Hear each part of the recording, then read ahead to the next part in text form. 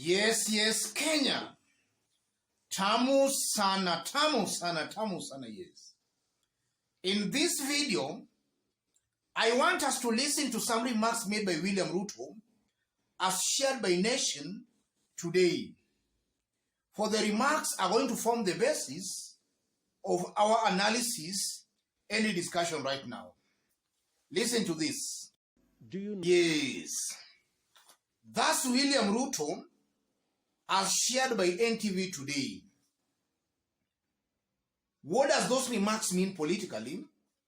And what are the political implications? And what they portend for Kenyans and for Kenya? The first thing coming out clearly, William Ruto is on a collision path with the judiciary.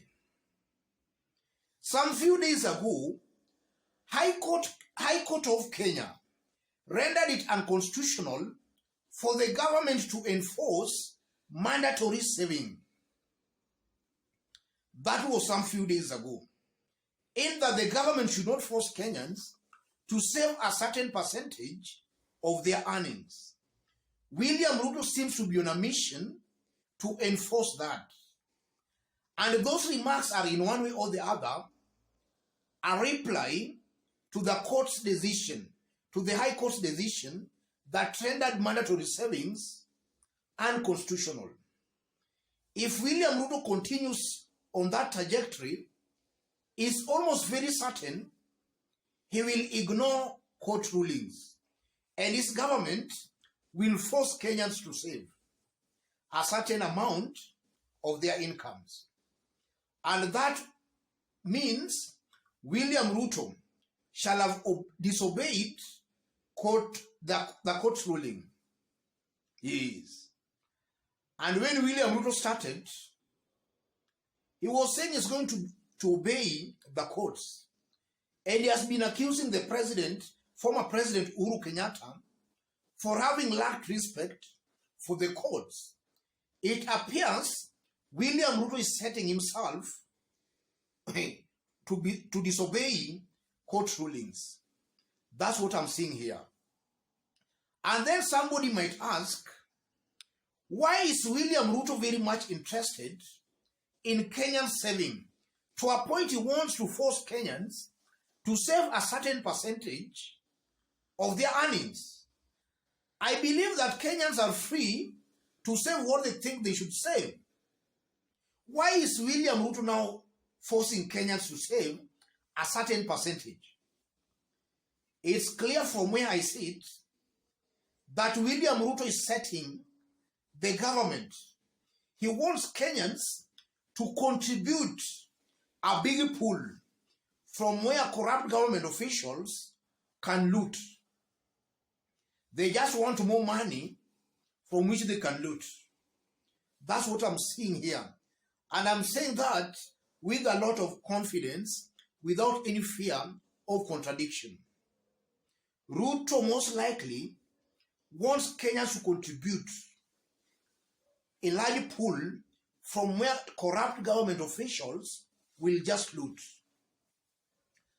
And from those remarks again, William Ruto is giving new promises.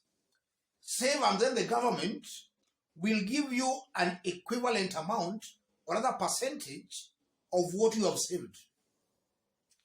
That's a white lie. William Ruto is lying to Kenyans. And it's not only insulting, but it's very much annoying. And William Ruto should now be called to order. He should not assume Kenyans are stupid.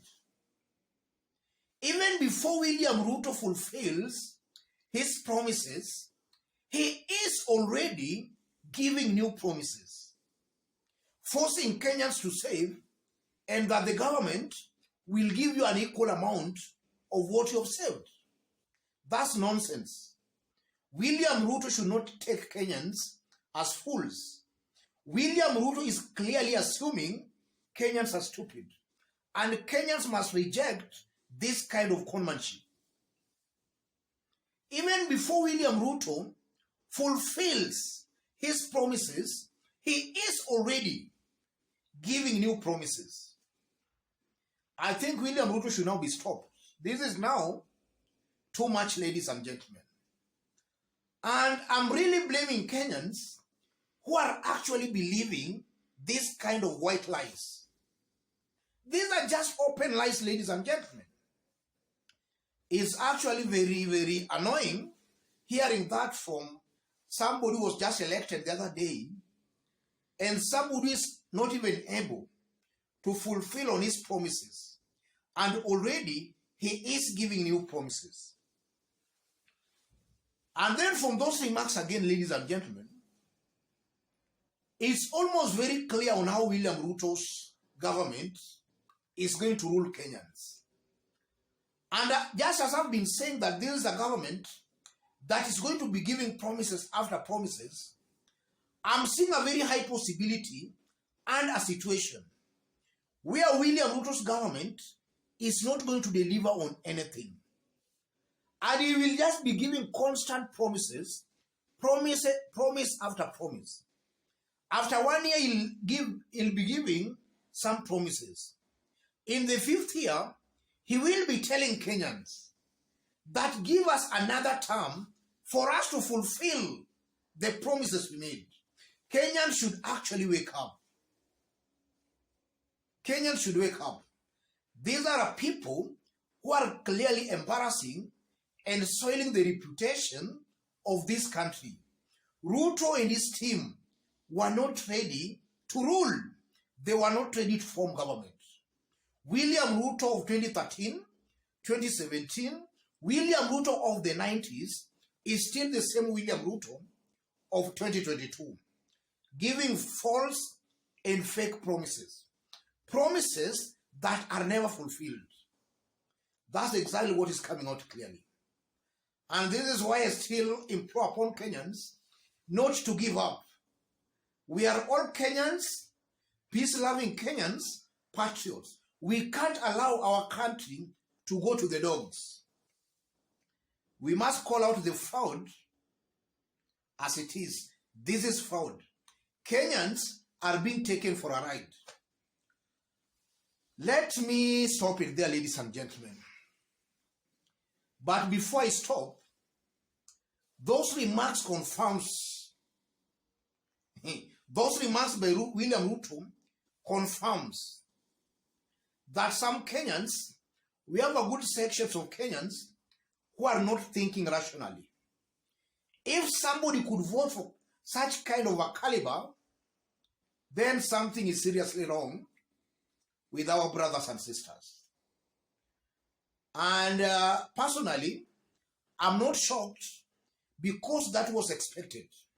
I knew that was to come. That's the real William Ruto. Yes. Let me stop it there. In case you are watching us for the very first time, subscribe, give this video a like. And to our fans and subscribers here, I'm very much humble, very grateful for the kind of support you're giving me here. Any other person who wants to have a chat, a discussion, or to share information with me, or even to support the channel, I've pinned my number on the comment section. The first comment, channel any support or contribution to the number. Those watching us outside Kenya, drop a comment, let us know from which part of the globe you are watching us from. And if possible, subscribe, give this video a like. Let's meet in our next analysis. Thank you.